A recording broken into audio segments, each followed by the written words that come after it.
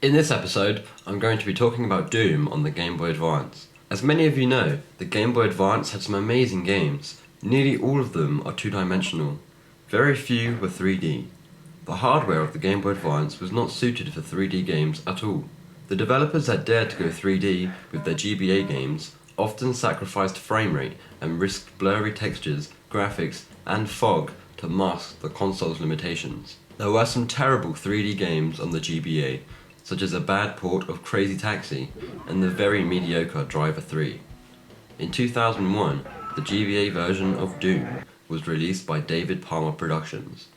The game's engine is very similar to the one used on the Atari Jaguar.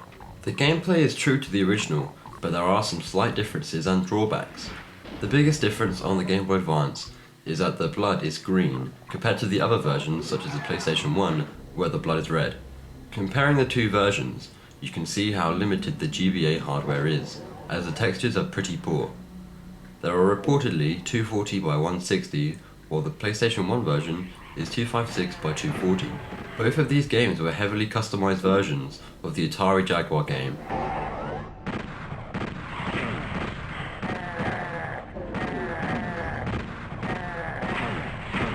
The game features ceiling, floor, and water textures throughout the levels, which is quite impressive.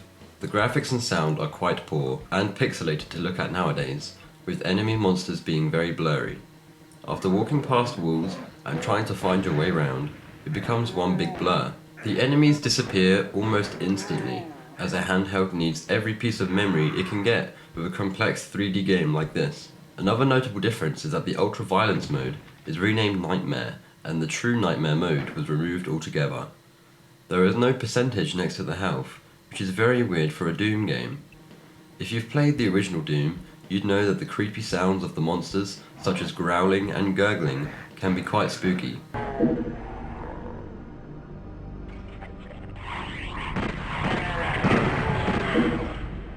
But on the GBA, you won't hear any of that. Sometimes you won't know an enemy is there until they are right on top of you. As the GBA has limited sound capabilities, a lot of the eerie noises from the monsters are turned into a series of slightly annoying beeps and blips. Firing your weapons sounds very good, however. The bosses found in nearly all versions of Doom are not present in this version, which of course are a big part of the game.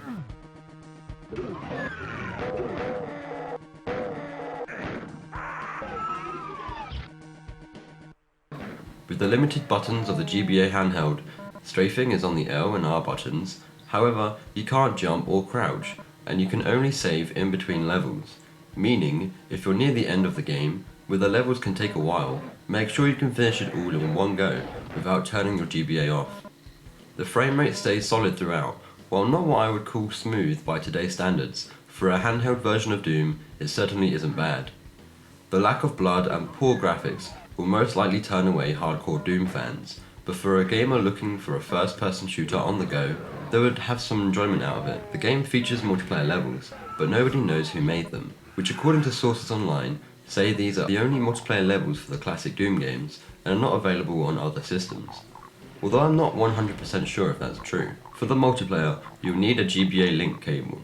Overall, it isn't a bad version. Most people talk about how Doom on the Super Nintendo was a big achievement, although I think getting it on the GBA is also quite an achievement as well.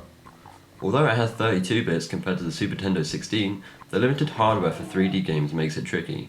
It's definitely better than the Sega 32X or Jaguar versions. If you don't have any other versions of Doom, it might be fun, but you can't go wrong with the PlayStation 1 version. If you want a portable version of Doom, it might be an option for you. Of course, Doom is best played on a PC, but the 360 version is one of the best versions of Doom out there. Thanks for watching.